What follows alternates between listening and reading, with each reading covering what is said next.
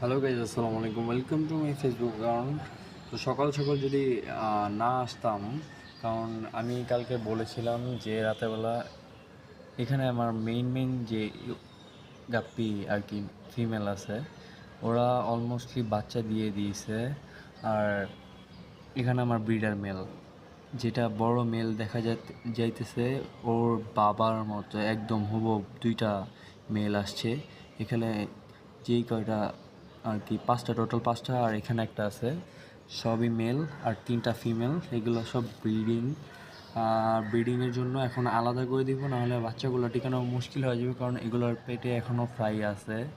তো দেখি কী করা যায়, এই জন্য আলাদা একটা ট্যাঙ্ক আমি সেট আপ করলাম। এটার ভিতরে আমি অ্যামিবা দিয়ে দিব।